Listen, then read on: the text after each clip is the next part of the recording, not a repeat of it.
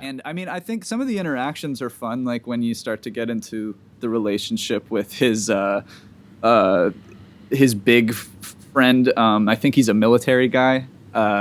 And he's just kind of like he always has a military friend. He likes being friends with military guys. An ex-military guy, who's has a secret heart of gold.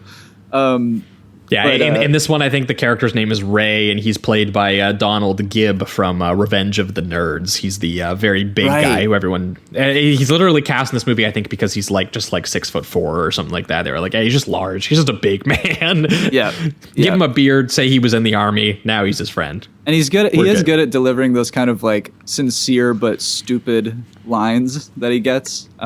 His character is at least the way he plays him is kind of dumb but has a lot of heart, that kind of thing. I like the line when he comes in on one of the 10 scenes, I'm exaggerating, but one of the 10 scenes of Jean-Claude doing the splits and meditating. And he's just like, oh man, that just hurts for me to look at, you know? Yeah, he's like, don't you want kids one day? Yeah. Yeah, I thought that was decent. I do think it's funny how many times they have to just accent that he can do the splits. I love it every single time he does it. It has to have been excited. A contractual obligation for him at a certain point. Yeah, he was just like, no, I need my image. I need people to know that I can do the splits. Every action scene, he stops the choreographer and he's just like, Jean-Claude, we don't need to do another splits. And then he's like, no. You don't understand. Yes, we do.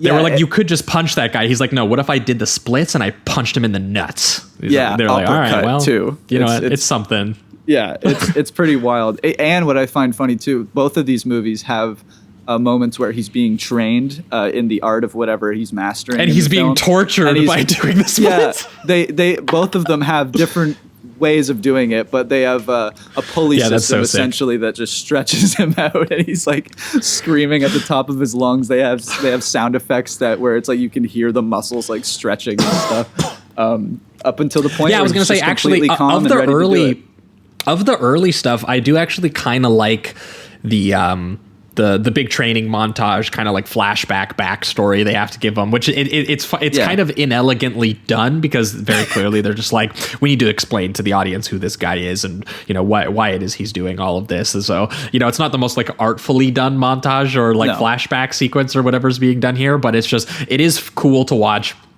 Jean-Claude work with this Hong Kong legend from A Touch of Zen and Enter the Dragon, and have a scene where he operates this jerry-rigged pulley system that pulls each one of his limbs towards trees so that he makes him do the splits, and Jean-Claude just screaming his ass off, and basically the guy just being like, look, until you can stop seeing the pain and you just are calm and meditate and meditate it away, you're never going to be a good fighter. You're going to be too distracted, is the way that he explains it to him, and but at the same time, obviously it's then we can show off that Jean-Claude, another excuse to show off his physicality, and also doing things like catching fish with his bare hands, and there's a whole scene too where Jean-Claude just has to serve tea blindfolded, which comes back into the climax of this film in a pretty important way, but it's a fun scene as well, and dodging bamboo sticks, and the whole opening montage where it's established that as a young kid, him and his friends broke into this sensei's house to steal his katana, and the sensei catches him and goes, a katana cannot be stolen. It can only be earned by training your mind, body, and spirit in the martial science. And so as a result, he gets some next level training beside a kid, and the kid is being trained by his father to honor his father by competing in this illegal tournament to become the best fighter, the Kumite. And when we find out that Jean-Claude has to take his place because he died, and he says, I will do the training, I will do all of this, I'll be put through this system, and just the romantic synths as he's proving his his levels of concentration, and just the two guys staring at each other and stuff. There's it achieves a little bit of power, I'd say.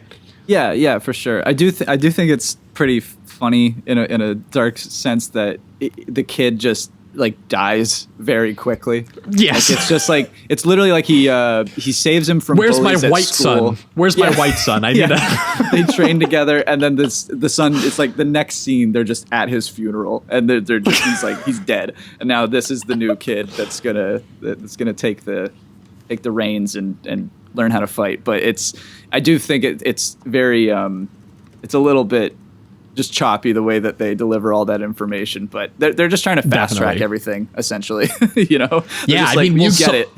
You know? Yeah, like so much of this happens in like, yeah, they're dealing in archetypes and they're dealing with like the baseline kind of story beats, and they're like, you got to hit them. So like now he meets he travels to Hong Kong, he's going to the competition, he meets his bearded American friend, he starts getting shown around Hong Kong, and they're, both of these films I'd say actually have pretty cool location work. Like this one's in Hong Kong and Kickboxers in Bangkok, and one of the appeals of these movies are just the scenes where Jean-Claude is just like wandering through like travelogue images of like half the budget comes from the fact that they're just shooting in cool places, or like that POV shot when he's like led down the alley as they go from like the streets and the food carts and the civilians, and by the time they reach the other end of the alley in the tracking shot, it's like now he's at the tournament doors for the illegal tournament. And the only thing that's disappointing about this shot, because it's like it's such a cool way to be like he's entering another world and what's going to be on the other side of these doors, and